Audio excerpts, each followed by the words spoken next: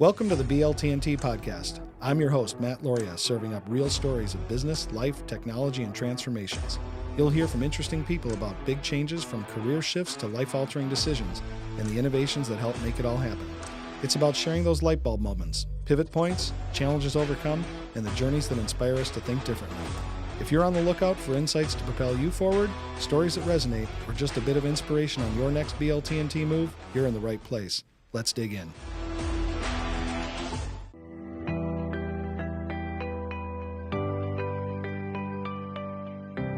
Welcome to another episode of the BLTnT Podcast. I'm Matt Loria, and sitting here with my friend Karen Wood. Hello, Karen. Hey, Matt. Nice to see you here. Nice to have you. Good to have you, too. You are the CEO of MyCare Health Center, and I will always get that right from now on. Yes. And this is your second debut as a podcast guest. Is that correct? That's correct. Okay. Yeah. We're going to just keep ramping it up from here. Okay. Let's go. Good. Good deal. So Karen and I have known each other for a long time. I wouldn't say that we know each other exceptionally well, but we were neighbors. Our kids went to the same college together. So swing in the same circles, if you will. And both have quite a love for Lake St. Clair here in Michigan. So if you're watching from outside the state, it's the biggest lake in the state, correct? This isn't a test. So if you get it wrong, it's okay. People can Google it. I think it's the biggest. No, it's the biggest lake outside of the Great Lakes. Okay. All right. In our state. All right. With that qualification, I think you're right. Okay. Yes. Perfect. So, we talked a little bit about your background, and here we're talking about business, life, technology, and transformation. So basically, you can talk about anything, and this is just a good opportunity for me to get to know you better, and our viewers to get to know you better as well. So, you had told me though that you kind of came into your professional world more accidentally. I did. Can you share? Yeah. Kind of how you got here? Yeah. Start out at birth and then just walk us up to, being the CEO. This is guardian angel stuff. Okay. It's guardian angel stuff. So, I had kind of taken a step back from my full-time career as a dietitian. Okay. I went to school for dietetics, so that's what my degree is in. And I had two children. At the time, I had a newborn and a 2-year-old. And I was working as a contract dietitian part-time at a couple different organizations. Okay. And I got a phone call from a friend of mine who was the CFO at a federally qualified health center or community health center. Okay. And he asked if I wanted a part-time job. And I said, no, I don't. I have, a lot on my plate right now. And he said that he really needed me to work for them due to grant conditions. So they had to have a dietitian provide services as part of this particular grant through the state of Michigan. And I said, again, I'm not interested. Go find another dietitian. Yeah. And he wasn't taking no for an answer and coerced me into talking to the program manager for the program, who was just a very lovely, lovely person and truly believed in the work that they were doing and the mission of the organization. And she, again, shared with me that they needed a dietitian or they were going to lose this grant and they wouldn't be able to take care of these moms and babies, which, just tore at my heartstrings. So I agreed to meet with her, which I probably shouldn't have done if I didn't want the job. It's kind of like going to a shelter to look at a puppy. Right. You're walking out with one. Yeah, exactly. So I met with this lovely woman and she talked to me about the work that they do and the families that they help and the moms and babies. And it was home visits. Okay. And I had done some home visits during my internship and I really didn't want to do home visits. And she had agreed to send someone out with me, just to try it. So I went out with a social worker who ended up being a very good friend of mine. And I'm like, okay, I'll take the job. And I did home visits for many, many, many years and, not always in great neighborhoods. And it really helped me connect with people.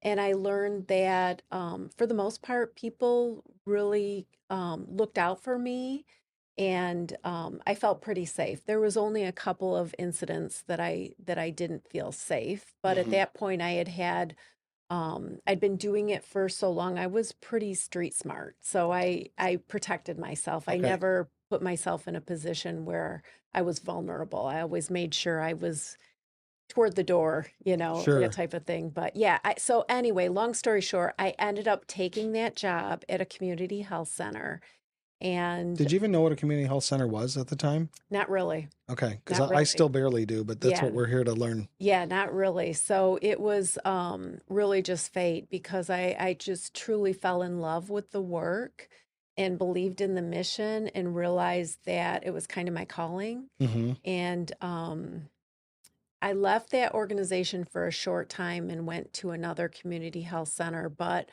I've been doing work at community health centers for almost 25 years now. So Wow. took the job that I didn't want and really, really found my calling. So we know So, that the puppy dog close works with you. Is put the yes. puppy in your hands and Yeah. you can't say Well, no. rescued a couple dogs now. Yeah. And my husband's the same way. It's like, don't go look at a puppy if you don't want a puppy. That's right. Yep. You're walking out with one. Absolutely. So the 25 years in these community health centers. So when did you like walk me through how you got into leadership then? Because you were a dietitian, so I Yeah. guess in business world that would be like you were an individual contributor Yes. essentially, and then now you're running a whole center. So walk me through kind of some of your career pathing that got you there. Because one of the things that we know is that younger people are listening from time to time, Hmm. and it's really hard to understand. Okay, how do you start here and end up here, and Right. why, and and all of Yeah. that. So, as my kids got a little bit older and out of diapers and in school, I got to a point where I wanted more. I felt like I was capable of more. And I remember having a conversation with the CEO of the company, and he ended up being a really good friend of mine. Okay. And I had a lot of respect for him. And I had a conversation with him, and I said, I think I'm ready for a little more. Hmm. So if there's an opportunity, let me know and we can talk about it. So at that point, the state of Michigan had approached that CEO about starting a WIC program, which stands for Women, Infants, and Children, Hmm. which is just a phenomenal program. And there's a education portion to it. So Let's explain what WIC. Give us your best yeah, definition of WIC so we can make sure people understand what WIC is. yeah. So it stands for Women, Infants, and Children, and it provides nutritious foods, education, formula if they're not breastfeeding to people that qualify. So you have to income qualify for the Okay. program. So, but it's a phenomenal program because there's an educational component. And what I like about it is you can only buy nutritious food with it. So, and it provides things like just education and support, breastfeeding support, making sure that you're talking about some health education pieces like, is the baby going to the doctor? Is the baby getting well child visits? Are you having any parenting issues? And there's a community referral component to it. So yeah, so I ended up starting a WIC program for this community health center, which doesn't sound like a big deal, but it was a big deal to start from nothing. Like Okay. we built out the basement. We created a whole WIC program in the basement of this facility and And what, connect. what what city was this in? This was in New Haven, Michigan. Okay. Yeah. So, connected with the state of Michigan infrastructure for the WIC program and just trained staff that had never done this work before. So it was kind of a big deal. Wow. And honestly, probably one of my biggest accomplishments in my career, because it literally put food on the table for people, people that really needed help. And it was nutritious food. It wasn't just, here's $20, go get what you want. You could buy fruits and Sure. vegetables and nutritious things. So, yeah. Okay. So I started with the WIC program, and then I ended up managing a couple other programs, a maternal infant health program, which was the program that I worked with previously to care for moms and babies and provide support. And then I ended up managing a third program, which was a teen program. So it was based on a Mm. school linked health center. So we provided services to the children of the school behavioral health, healthcare, just immunizations, whatever, sports physicals, whatever the kids needed. I managed that program. And then I think I did the homeless program as well. So I kept getting programs that I was supervising. And then I ended up being the chief operating officer when that position opened up. So I did operations for a couple years. Hard job. Operations is a hard job. I've got a lot of respect for people that do ops because you're the one that gets the phone call at midnight when the alarm's going off. You're the one that has the wet and dry vac shopping up sewage as it's coming up through the drains until the company can come and do the professional restoration. And that's a true story. It sounds like it. I wouldn't think you would have gotten that to script on as a non-real example. Yeah. Oh yeah. No, I wrecked a really nice pair of shoes vacuuming up sewage. Yes. So then I left that organization. I was the chief operating officer. And then went to the health department for a couple years, and then I ended up at MyCare. I came in as ops there as well. Okay. And then went into the CEO role in 2017. Okay. Okay. And how would you liken the difference to the E versus the O, the COO versus the CEO? Let's talk about the differences in the work that you do on a day-to-day basis. So what does a COO do in a community health organization versus what does a CEO do? Right. So the CEO would be, the COO would be responsible for day-to-day operations. So, making sure the clinics are running well, that the facilities are kept up and staffed. So there's pieces of the organization that the COO is not responsible for, like financials, IT, that kind of thing. As the CEO, the buck stops here. I'm responsible for everything. And I take it really seriously, and I want people to feel supported because at the end of the day, we're all rowing in the same direction, right?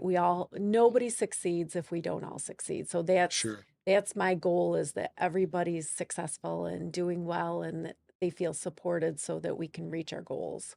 Did you ever have any business training, like any executive leadership type of training or formal, college training in business? Yeah, so a little bit. It's kind of funny. My career, I did get a couple of certifications. So I did a program. It was called the CEO Institute. Oh, okay. Yeah, when I took this Who was position, that? Who was that through? The National Association of Community Health Centers. Okay. So it was really for new CEOs, and it provided a network of support. So I still have friends from that group that I see or could call, and we share resources and bounce ideas off of. So that was really helpful.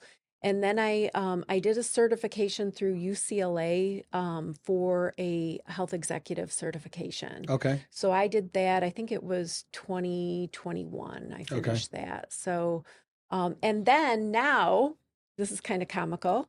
Now that all three of my kids have graduated from college, and I'm not paying their tuition, I actually have gone back to get a master's in business through MSU, through the Burton School of Management. Okay, great. Yeah, so I'm, I guess, not quite halfway done with that. Yeah, so that's been fun. And actually, it's interesting because a lot of the things I'm really familiar with because I've done them. Sure. I'm killing this finance class right now. Yeah, I'm killing the finance What drove class. you to want to do this at this stage in your career? Yeah, that's the $1 million question. Because you're only going to work for, 30 more years? Yeah, just 30. Okay. Yeah, good question. So I am probably the oldest person in my program. Okay. I think. I don't know for sure, but on the Zoom, it looks like I'm the oldest person.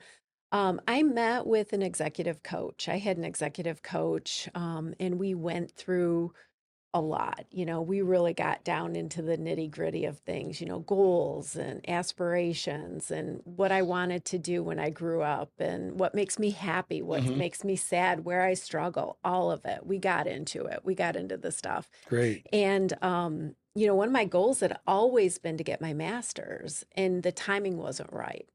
When you're paying your kids tuition and helping them get through school, they're the priority. The kids have always, all through both of our careers, for Ron and my husband and me both, the kids were always the priorities. So, we were paying tuition and, didn't have a lot of time, Sure. we kind of spread the kids out a little bit. So, my son, Ronnie, just finished college in Yeah, let's 2023. talk about the family real quick. So, Yeah. so Ron, your husband, Yes. Recently retired from GM, engineering management. So he retired in 2023, June of 2023. So and he's now managing, building Airbnbs and yeah, flipping them and yeah, keeping them, manage them, doing yep, a little bit of everything. helping the kids with their home purchases and just trying to have some fun too, and doing a little bit of both. So Great. yeah, yeah. So Ron's retired. Our oldest, Taylor, her degree is in human resources management. Okay.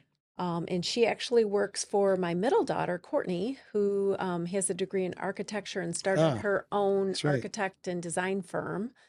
And so Courtney and Taylor work together. And yeah, so I'm going to be a grandma in July. So Courtney's expecting our first grandchild. Great. Yeah, both girls Congratulations. got married last summer. It's been a busy year at the Woodhouse. Yeah. And then Ronnie, the baby, he is working as an aerospace engineer and getting his master's in engineering Fantastic. right now. So Wow. everybody's doing well. Thank That's God. great. Thank God. Yeah. Yep. Everybody's doing well. So Awesome. yeah. So I forgot where we were at. Well, we were at you going back to college Yep. for your master's and why you Yeah, you it was decided just to kind do of a that. goal of mine forever, and the timing wasn't right until recently. And then when I met with my executive coach and kind of talked through it, it was kind of on my bucket list, so I decided to Really? go for it. What was another breakthrough besides I'm going to go back and get my MBA that the business coach or executive coach maybe pulled out of you, right? Because they don't tell you what to do. They kind of help Yeah. inspire through a lot of questions and soul search, helping you with soul searching. Yeah, And then- so I don't think I was as assertive as I should have been. It was funny because I recently went to the Macomb Economic Forecast, Okay. and one of the speakers, I can't remember his name, but he said, it's not bragging if it's true. Mm, And that kind of resonated with me. yeah. In my role, I've got to brag about the work we're doing because it's such good work. Yeah. And, it can be intimidating when you're in a room with a lot of important people to not go up to them and talk to them. Sure. And talking with this coach, I realized that it's important to do that. And it's my job. Mm-hmm. It's truly my job to promote the work that we're doing. So now when I'm at functions, I try to go up to people and really talk about the work that we're doing and how good it is. And it's really kind of special because we're competing for federal grants and getting them, like getting them. We're competing against thousands of other community health centers for national grants Okay. and getting them. Like So there's only so much money out there, and Yeah. you're fighting for it. Yeah, and I work with our CFO is a phenomenal grant writer, and her and I were like the dynamic duo. And she usually heads up the project management of the grants because I'm good, but she's better.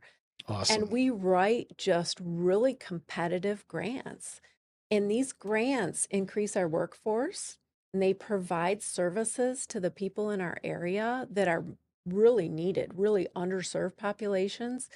And, we bring jobs to the area, and people that live and work in the area, they spend money in the area. So it's like an economic thing. Sure. Yeah. Sure.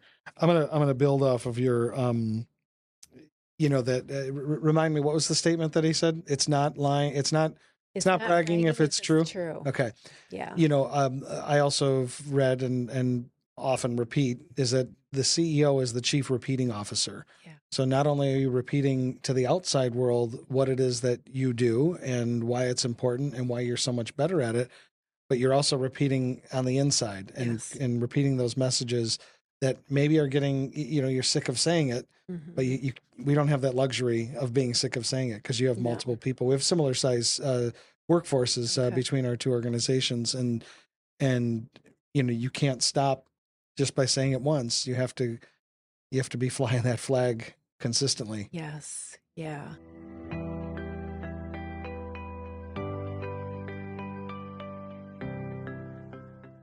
This episode of the BLTnT Podcast is sponsored by Auxiom, business IT and cybersecurity designed to outsmart chaos. And powered by Juniper Networks. Automate your network with Juniper Networks and the Mist AI platform, the world's first AI-driven wired and wireless network.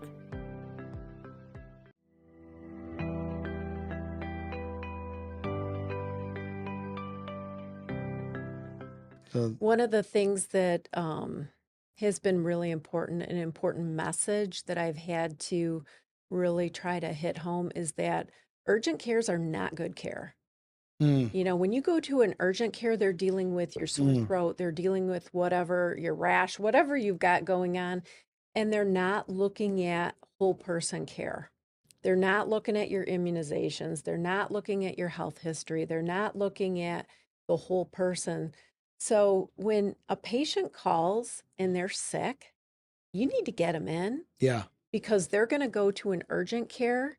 And unfortunately, people don't realize it. And when I say it's not good care, I don't mean that they're not taking care of that person, because they are, but it's not holistic. Preventative, holistic care. You really need a relationship with your primary care provider to really look at proactive health care. Sure. I mean, well, you can use a couple of examples, right? You go to an urgent care and you have a sore throat. Your blood pressure might be elevated. It might be elevated just because you're sick. Right. But it also might be elevated because you have high blood pressure. Right. Or they look in your mouth and they're looking at your throat, but they notice that you have a ton of decay in your teeth. And if they can see it visibly without an x-ray, you know that it's pretty bad. Right. And if they're not doing anything about that, but they're going past the teeth and looking at the throat, now we're not treating the whole person. So let's talk about what is a community health organization. I'm still a little bit confused in terms of the funding pieces of it, because I understand that you are reimbursed through Medicare, Medicaid, and other insurances, but then there's also federal funding. So I'm going to sit back and let you talk for a while here, because I really want to understand, what is the difference between a community healthcare organization? Because I know it's more holistic than the urgent care. Right. I know it's keeping people also out of the emergency room, which is the most expensive care. Right. And needs to be reserved for the most urgent of issues or emergent of issues. So talk a little bit about it. Talk about what the services are, why it's different, and then we can talk back and forth throughout this. But my multi-part question is also talk about the financing side of it. Yeah, yeah. And it is confusing. It's very confusing. Oh, good. So then you're not alone. Not alone. Okay, yeah, great. Yeah. It's healthcare's best kept secret, in my opinion, because it is one-stop shopping. We do multiple service lines under one roof, and our care team talks to each other. So we have medical, dental, behavioral health, psychiatry, podiatry, transportation. We do addiction treatment.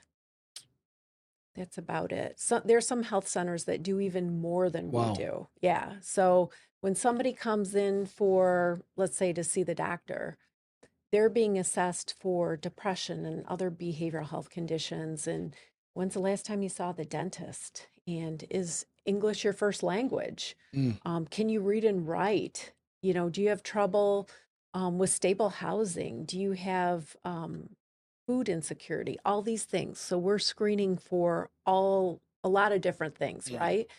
Things that people need to be healthy and be productive members of society, essentially. Yeah, well, even go back to, what got you into this was the being a dietitian. So obviously, healthy eating matters to you. It matters to you not just for yourself, but you want to promote that to others, and that's what you did in the first part of your career. Educating folks. And obviously, this is a big topic right now in politics, right? Yes. Make America healthy again. Yep. And so it's very timely, right? That what you're doing also institutes to people that, like, we take for granted that they don't know. Right. So can you talk a little bit about that in this mix here as well? Yeah. So it is an interesting time. I feel community health centers are positioned very well to be part of Make America Healthy Again. And the reason for that is because the care that we give is holistic, it's high quality, and it's affordable. So our patients, their healthcare costs are lower than other healthcare patients. And it's because we're all under one roof. We're looking at, the whole person. We're really providing efficient care. We're really leveraging a lot of technology so that the work we do is very efficient. Is it even just shared services too? I mean, like just the simple fact of one receptionist for 5 of those organizations altogether, or is it still 5 receptionists? And I'm using that as just an example. But Yeah. like, do you get some economies of scale Yes. through it besides the software? Yes, definitely. So, if you had a dental practice and you had a medical practice and a behavioral health practice, they would all need their payroll system. They would all Sure. need an accounting system. They would all need IT. They would all need electronic health record. They would all need, different things. It's all under one roof. So there are some Yeah, economies of scale. makes That's sense. very astute of you, Oh, Matthew. well, golly, Yes. thank you. But yeah, exactly. And the cool thing is, so a patient might be working with a community health worker, but have the ability to schedule an appointment with our different service lines. Mm, So they have the same, pretty much the same, not all of them, but pretty much the same appointment book, and they can go in and sure. schedule and do things. Yeah. Now, do you also? I was mentioning, my nephew has special needs, has Down syndrome, hmm and transportation is a big deal for him. So, another 2-part question. I love multi-part Yeah, questions. go for it. I don't like answering them. I like giving them. Um, on the transportation side of things, obviously that would be an economy of scale. That would be something that would be make it much more efficient, especially if you have somebody who it's hard to get off of work, Right. right? They can go and do the dentist, doctor, and maybe podiatrist or whatever, or psychiatrist or whatever it is, hmm the multi-part that they need to do.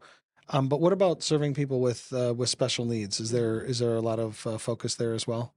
Yeah, so we don't turn anybody away. I mean, there are times where I'll give you an example. In our dental center, there are some very, very developmentally disabled children that would need a general anesthesia for certain dental work. Mm, So, our usually our dentist will they're just amazing. They really do.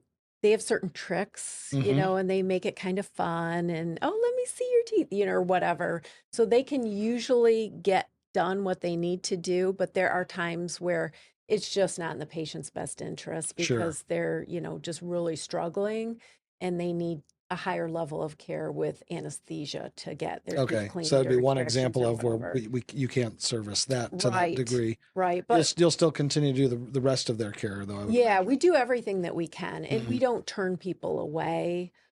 So we really try to, take care of everyone that we can, but there are times where it just doesn't make sense because it's not in the Sure, patient's best interest. But sure. yeah, yeah. So you touched on transportation. Yes, So transportation is a real barrier for people, especially if you don't live like on a bus line. sure. So when we when we pick our locations, we try to pick a location that's on a bus line, strategically so Hmm. that people can access care. But there are times where they don't live on a bus line, and so we provide transportation as part of our services. So yeah, we'll go out and pick up the patient and bring them to their appointments. Wow, Mm-hmm. wow. Yeah, yeah. I had mentioned when we were talking the other day that in so many ways it feels like almost the concierge level uh, physician type of treatment, right? Mm-hmm. We're both real familiar with that model. Yep. And how would you liken the two, or maybe compare the two? Yeah, so we really leverage the support team, and people are encouraged to practice at the top of their scope. So medical professionals have scopes of services, right? So we want to save our Like doctors. stethoscopes? Right. Okay. Yeah. Okay. Yeah. You're funny. Okay. Yeah. So like a doctor, you don't want them really. So why are you missing your appointments? Right. Highest So and best use. yes, there you go. Okay. Yeah, so we Hmm. have community health workers and care coordinators and nurse case managers and medical assistants and a whole support team Sure. that can intervene as needed. Where it used to be, when you went to the doctor, you had your doctor and they had a medical assistant or a nurse, and that medical or assistant nurse may have also been the receptionist, and they may have also done the billing Sure. and maybe even the payroll. So, now the care team is very different because we're looking for outcomes. We're looking at health outcomes. We want people to be healthier. So the model is changing from you see a patient, you get paid for seeing that patient, to health outcomes where Talk about that a little bit more. Detail that for us, because Yeah. that's a buzzword that I've heard a lot, and it Yeah. makes sense on the surface. But getting to the outcome, I really like to understand that. Yeah, and it's very pretty new. It hasn't been around that much, but we have what's called value-based agreements, and it's moving towards like an affordable care model. So when we see our patients, we're doing things like educating them. Okay, the emergency department is for like really serious things. If you have a cold or the flu or a sore throat or something, you want to call us because every day we save appointments for people that are sick. Mm-hmm. So when you're sick, call us because we want to take care of you. We don't want you going to the emergency department because it's very expensive, right? So we get in our value-based agreements, we're getting critiqued or ranked on how healthy our patients are. If they have high blood pressure, is it controlled? If they have diabetes, is it controlled diabetes? How often are they going to the emergency department or inpatient? Have they been in to see us in the last year? Lots of different things that we get critiqued on. And if we're performing well, better than our peers, we might get an incentive as baked into our program. So Gotcha. the motivation is a healthier patient population so that people live healthier lives, cost the healthcare system less money, and then we provide that care. And if we do well, we get a bump. If we don't do well, there's risk. So you want to do well. Okay. So And what can that risk be? That you're just not going to get compensated for Correct. services that you provide? Yes, or a lower reimbursement rate could be. Okay. Okay. Well, So if they're assigned to us, they're our patient, right? I was going to say, and how does somebody get assigned to you, or how does somebody sign up? Can they just say, "Hey, I live in the neighborhood here. I want to come here and have you be my doctor"? I mean, for Right. lack of a better term. Yeah, so like a lot of the HMOs or Medicaid, Medicare, you have to select a provider.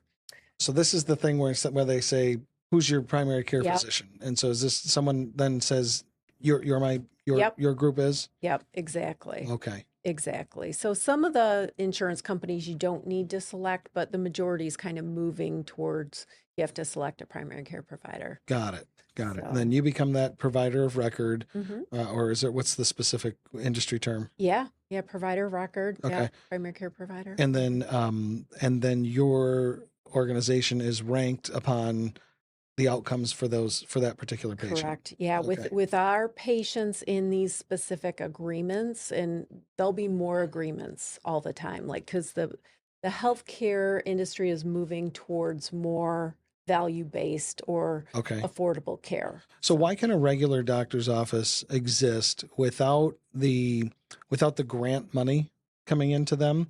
They're getting reimbursed through insurance as well. How does that work different for you versus a regular doctor's office? Yeah, that's a very astute question too. So we I'm giving you $20 every time you call me astute. okay. Okay. All right, you got it. Show you 40 so far. Okay, perfect. You can buy me lunch. So we're just like a regular doctor's office in some of the reimbursement that we get. So, Okay. We either have our value-based agreements or the old school agreements where we see a patient, we get paid for seeing that patient. Got it. We also get a modest federal grant for providing supportive services or safety net services. So things like our transportation program, that's Okay. a safety net service, care management, Okay. community health workers, that type of thing. So that's how more you're able to then supportive. layer those services in where the regular doctor's office can't. Yeah, we support quite a few of them, like our nurse case manager, that type of thing. We support some of them just through our regular budget, but some of Okay. them are supported through our federal Okay. grant. Got it. Yes. Got it. Yeah. Interesting. Yeah. And we do things like um, extended hours because we know, people are working. It's hard to get to a Sure. doctor's appointment. So all of our clinics have extended hours.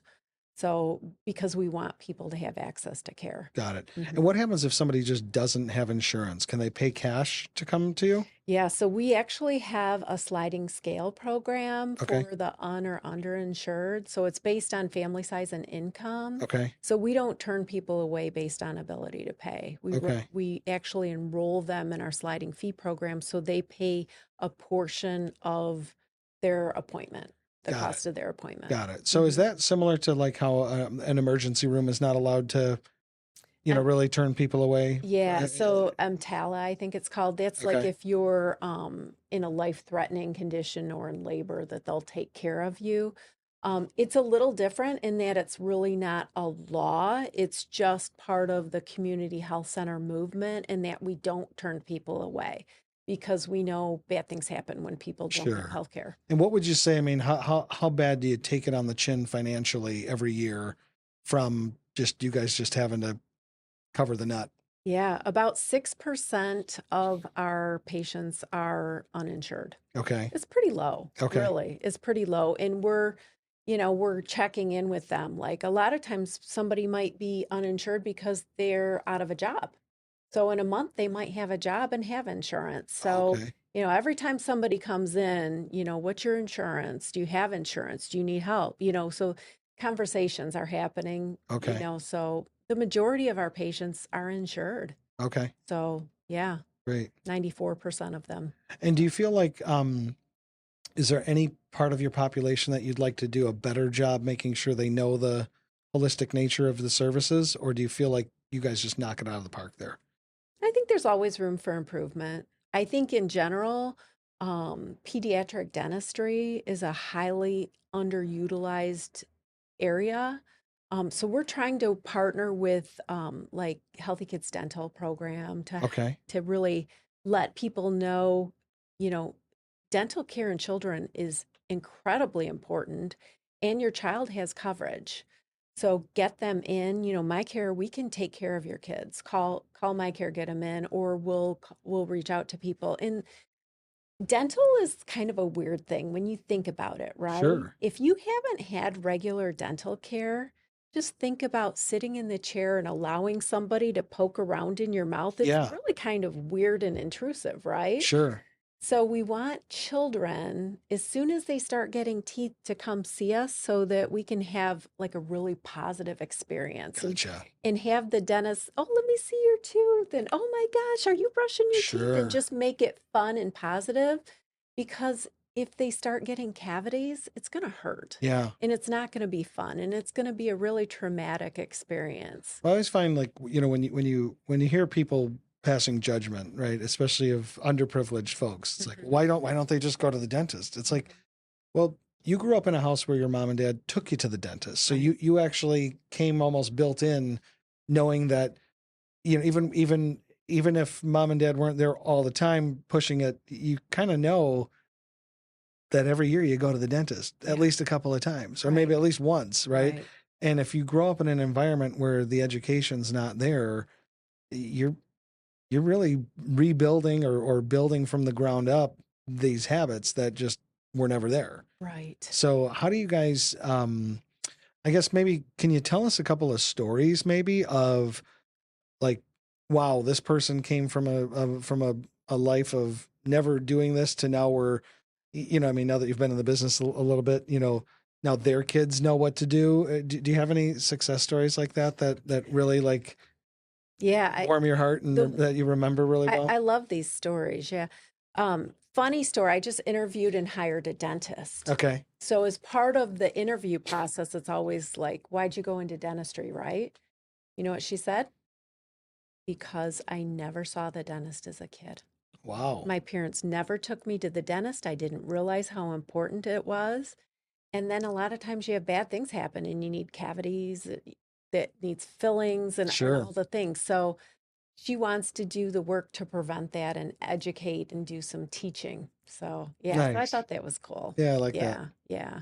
Trying to think, stories are so important and always hard to think of when you need to. Yeah, But when you're put on the spot like yeah, this. Yeah, yeah. because I didn't tell you prep up some No, you stories. didn't. You didn't. Um, I can tell you one of our, so we're governed by a volunteer board of directors, okay. and they're phenomenal. There's 11 directors, and they're Oh, just okay. phenomenal people. They're all volunteers, so they do this because they believe in the community, right? So we have a board member, and she told me this story, and she wants me to share it. She went to see one of our providers, and she hadn't had a mammogram in years, right? Mm. Because she's a busy mom, busy working, busy Mhm. with her kids. And our provider said to her, you need to get a mammogram. And okay, I will. And she didn't. So she brings her daughter, this board member brings her daughter in to see. I don't even know if it was her. It may have been a different doctor, whatever. Okay. This nurse practitioner sees her in the hall and pulls her aside and says, "Hey, did you go get that mammogram?" Oh, wow. And she says, "No, I didn't, but I will." She says, "Do you promise me?" And she says, Mhm. "Yeah, I promise." So anyway, she went and got her mammogram. Breast cancer, Oh, double mastectomy, chemo, double. I don't know if she had chemo or if they just did the double, but she attributes this nurse practitioner was saving her saved life. life. Yeah. Wow. Yeah. So that's the type of care, the personalized care, you know, really monitoring Sure. health screenings. I managed how we leverage the data. When a patient comes in, we have like this repository of health information on every patient. So when a patient comes in, we prep for that. We call it pre-visit planning. So Mhm. before the patient comes in, we're able to go into our data analytics platform and print out a report on every patient. Sure. They need this immunization, they need a colonoscopy, they need a mammogram, whatever the case may be. And then we huddle. Our whole care team huddles every morning. Mm. And we go through, okay, when Mrs. Smith comes in, she's going to need X, Y, and Z. The Mhm. whole care team knows. So Or when Mrs. Smith comes in, she's been avoiding her mammogram. Let's cackle her exactly. at the door, Yeah. and let's not let her get out until she sets But the appointment. that's Right? really good care. Yeah, You it is. I know? mean, I just liken it to business, right? And I mean, the best of the best, right? The best of the best have amazing personal organizational systems, Mm-hmm. right? The best Yeah. executive, the best employees, Yeah. and um, and even the best of the best, we require some type of reminder, whether it's on the electronics that's Yeah. reminding us, and we need to set it so that it keeps dinging until we hit Right. that we've done it. Mm-hmm. And that's how it is in life too, right? And we need those reminders all over the place. I mean, you go back to just being a kid, and it's like, I was the kid who definitely wouldn't have gotten his homework done if my mom wasn't remind, Oh, I don't believe remind. that. No, believe it or not. Yeah. And look at you now. Look at me now. I'm still trying to get out of doing homework. Yeah, I try to not go home until after my wife has helped the kids get the homework done. Oh, No, I'm just stop kidding. I'm just it. teasing. I'm just teasing. But I just set expectations really low for her. I tell her I don't know any of that stuff, so I can't help. Who helps them with their math? She does. She does? Oh yeah, she's a teacher. Yeah. So I got it built in. That was by total design. sense. That makes total sense. If I Yeah. marry a teacher, I won't have to ever. Yeah, she's pretty awesome. She is. You did well. You married up. I did just fine. Yep. You can tell her I said that. I will. Well, she never watches this, so I'll have to tell her. You got to tell her. But it's that reminder piece is like it's so important, and I feel like I want to know how this is on the healthcare side of things, where because I can tell you how it is on even whether it's sales Mhm. or whether it's cybersecurity, Mhm. right? I know that we all get fatigued. Let's say we have a client who we know they need multi-factor authentication, right? They need the duo, the Yep. the Got it two-factor on my stuff. phone. I know Good. exactly what Perfect. you're talking about. Perfect. They may have to remind that client for quarterly meetings for 2 years before the client finally says, okay. I mean, we're like doctors where we can't force you to do Right. anything, but we have to remind, and we have to continue the responsibility of reminding Yeah. throughout. And so I feel like whether you're in sales and where do the best salespeople know how to follow up appropriately. I mean, I'm not saying they need to be constantly on it, but how many times, in my sales career where the person says, I'm so glad you called. I totally forgot to do what I said I was going to do for you. Mm-hmm. Right. Now, again, you have to meter that with, you can't call every day. You have to space that out and do it professionally. Mm-hmm. But do you even find that in your own organization, or even maybe just, you can answer this as your own organization or in community health period, where the fatigue happens? Because your people are human too. Right. Right. Man, I'm sick of reminding this person to go get her mammogram. I'm sick of this. I'm sick, but I'm going to do it anyway. And how do you kind of keep that all up? Because I think that really translates to parenting, business, a whole lot of other areas of life. I've been hearing a lot lately about the knock. When an employee knocks on your office door and says, "Got a minute?" and you immediately know it's some sort of IT incident. But Auxiom IT can help. Whether you're having a problem, need consulting, an upgrade, or a managed IT approach, they focus on preventing cyber attacks and proactive solutions that deliver results. My friend Matt Loria and everyone at Auxiom are ready to help before or after you get the knock. Visit Auxiom.com and let Auxiom IT help you outsmart chaos. Yeah, so we're leveraging a lot of technology to do the grunt work, right? To give the pre-visit planning. Okay, this is what they need, number one. And then we have what's called gaps in care reminders. So we have a couple different programs that allow for text messaging, phone calls, or email reminders. So we can do a campaign like mammograms, and we can blast out a reminder to every one of our patients that is late for their mammogram. Got it. Yeah. Got it. And is this a CRM system? I don't know what that means. Oh, like a HubSpot or Salesforce or something like that? No, or is it it's very specific to your healthcare. industry? And we actually have, so there's not one program that does everything we need. That's life right now. Yeah. So we actually have a couple plug and play systems that we use to do that.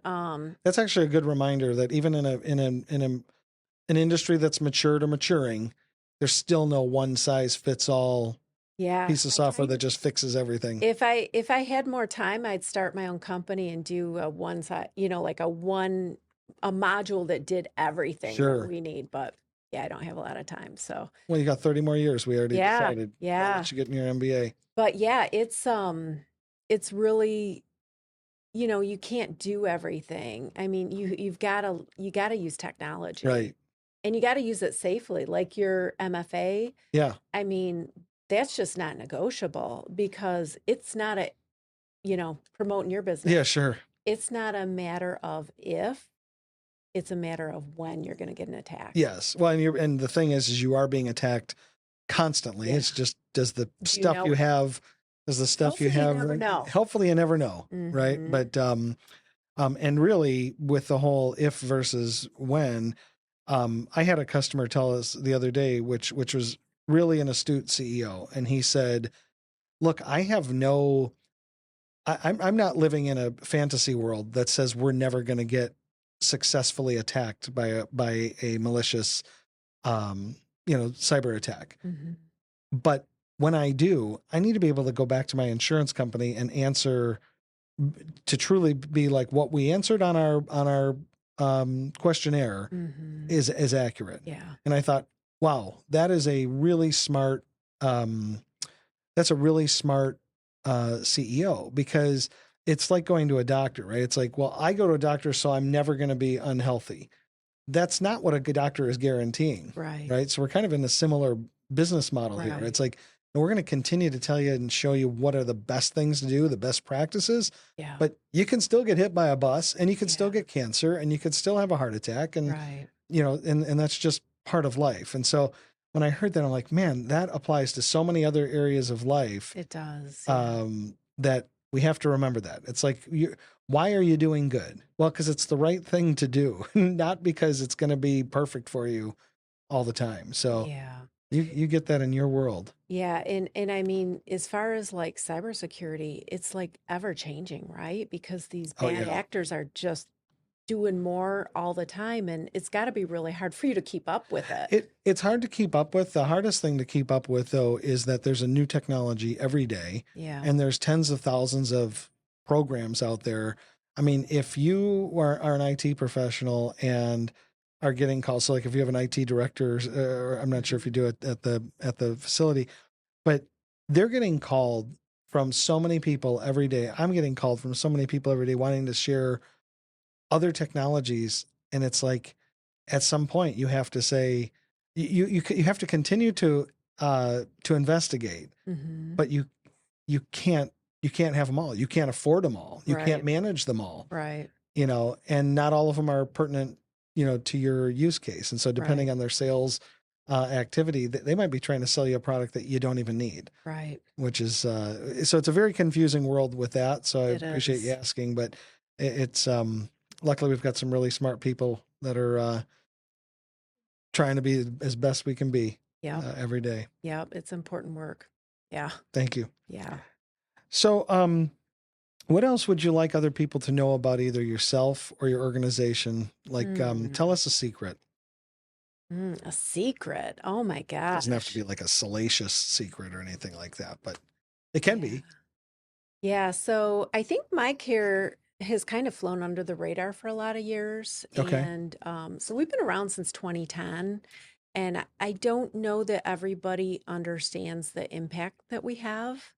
I know I didn't until we've had these conversations. Yeah. Yeah. The impact on people's health, right? People that wouldn't necessarily appreciate healthcare or access it Sure. if we weren't here.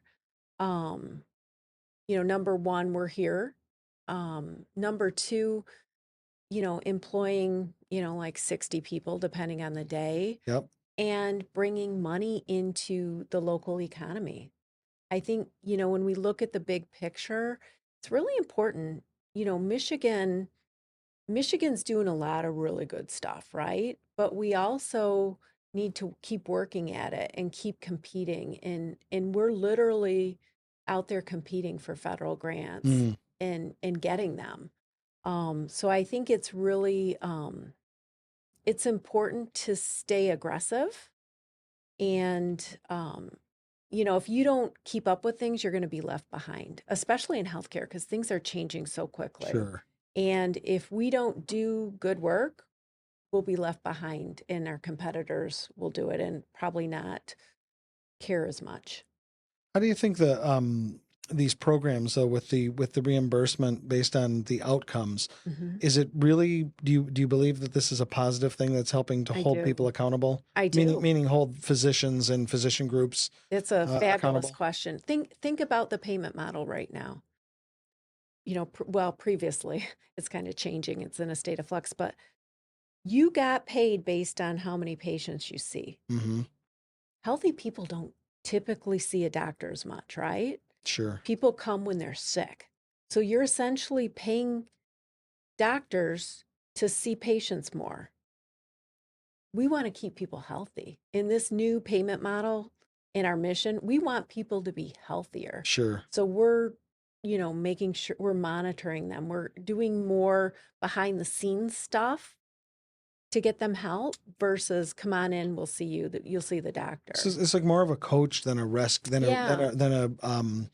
a last ditch rescue mission. Yeah, right? That's a good way to look at it. And I'm trying to think of any other analogies to make of it, because it really, instead of fixing the problem, you're fixing the symptom, right? Yeah, and you're treating the symptom. So instead, you guys are treating the problem. The problem, which is healthy people don't go to the doctor as much. Yeah. Which then costs the rest of us less. Right. And that's our goal. That's our goal, where people don't get sick. They don't have chronic diseases. They just come in for preventative visits. That would be best case scenario. Sure. Sure. And then just for the true emergency, right? You're catching things early, but the true emergency, there's a place for that too. Right.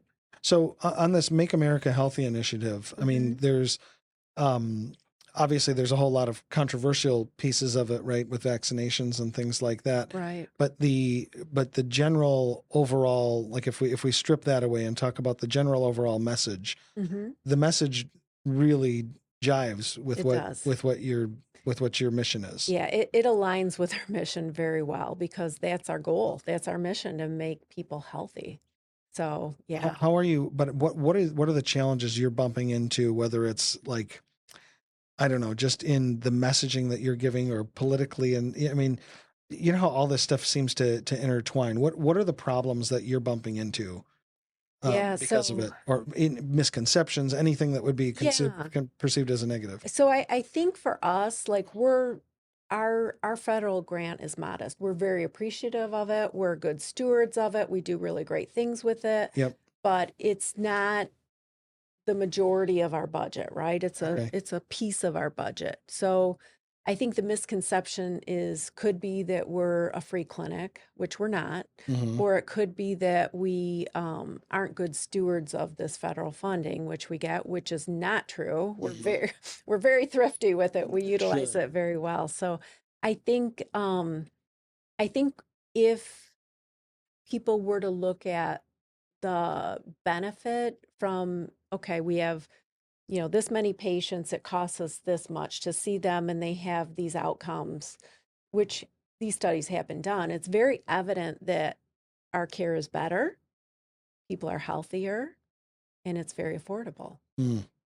because everything is a nonprofit. Everything's going back into the business, right? Okay. If we have a good year, we're building a dental center, that kind of thing, Got so it. that we can take care of more people. What's the difference between that and, I mean, we hear of the hospitals, Mhm. many of them are not, I mean, I don't know if many or all are nonprofits Not all, in but I think a lot of them in are. quotes, Yeah. right? And then I know that but they've got exorbitant, executive compensation and things like that come under scrutiny. Yeah. What is this model going to do? How's it going to how's it going to change that? Is this going to change that and pull business away from the hospitals, move them into the community care centers?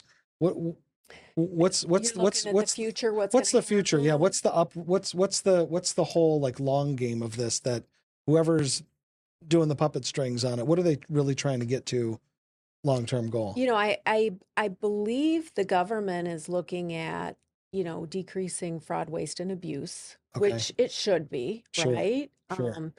I think, and I really believe community health centers are part of the solution in that it's very effective, low cost, affordable care. Being we get audited. We have an audit. We have got an audit coming up. We have the government come in once every 3 years and they do an on-site visit. They look at our services. They look at our patient care. They look at our financials. They look at our policies. So if we're not operating properly and efficiently and taking really good care of people and doing our mission, Yeah. we lose the federal grant. Got it. So, yeah, so it's really, community health centers have had bipartisan support for a reason. It's because it's really good care and it's cost effective. Got it. Where do Mhm. you think that fraud, waste, and abuse is real? Like, can you give examples? I mean, I know we've all heard, people miswriting prescriptions and things Yeah. like that, but like, can you give any whether it's a blanket example or a detailed example of where does a lot of that fraud happen? Fraud, Mm. waste, and abuse, right? Where do you see it? Yeah. So it's funny. I just did a healthcare law class. And so some of the things that we had to research was case studies from fraud, waste, and abuse in healthcare. So it could look like, and there's some local things going on. I mean, you don't have to like read too many newspapers to find stories of abuse, right? Sure. Things like, let's say there's a doctor, Dr. Smith, and I never liked that guy. from Lost in Space. No, I just made that up. Okay. He sounds shady, Dr. Yeah, Smith. he was shady. Sounds like a made-up Dr. name. Smith and Lost. Well, I'm a little older than you, but yeah. So let's say I'm a doctor. Okay. And let's say, and I hate to even use myself as an example because it's so horrible, but all right, let's say Dr. Smith. Dr. Smith owns a physical therapy company as well. Okay. And so he's referring his patients to his own physical therapy company. They may or may not need physical therapy. So Dr. Smith is benefiting from that physical therapy referral, or it could be a family member or something like that. So Okay. that's That's fraud. And then even worse, if the patient is complicit in that as well and never even going to it, but yet getting the care, getting the care that they're not really getting. Yeah, if they're not even Right, going. right. Yeah, right. If they're on it. 'Cause I've heard yeah. those types of Yeah, like situations as well. where physicians write, prescriptions, Right. and the patient really doesn't even need it. Mm-hmm. Yeah, and then it gets on the street. It's sold on the street. Sure. Yes, exactly. So yeah, I hope that those people get busted because it's awful. I think the government's looking at some Medicaid and Medicare fraud, Mm-hmm. which I'm sure there is. I mean, I obviously would never, I don't know of any. Yeah, right. We try. Not we under try your to do roof. it. Yeah, not under our roof, not on my watch, but I'm quite sure it goes on. Wow. Yeah. Wow. Yeah. What do the next 10 years look like for your organization and then for you as well? Good question. So, growth. That's the hope. There's a lot of people that need good care. I'd like to be able to grow and provide that care, get the word out about what we're doing, that we're a great community partner. We do what we say we're going to do. If we agree to partner with somebody, we're gonna do it, and we're gonna do it well. So, a lot of integrity with what we say we're gonna do and how we do things. So I hope there's growth. I hope there's growth in the next 10 years. What would growth look like? Other areas of the state or same metropolitan area, but more clinics? Probably more clinics. Okay. Yeah, more In the same region. probably in the Metro Detroit area. Okay. Yeah, just we're not trying to go out and take business from anybody. We're just trying to meet the need in the community. Got it. So we do a community needs assessment every 3 years, and that's how we grow.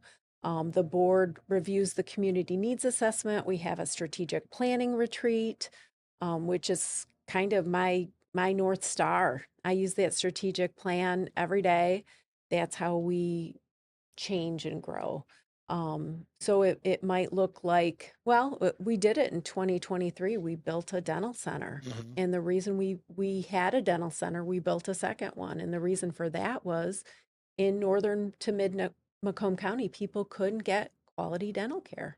They couldn't get an appointment. They couldn't find anybody that would take them if they had Medicaid or other needs. So we opened a dental center. That's great. So yeah, behavioral. Can people come just see you for the dental as well?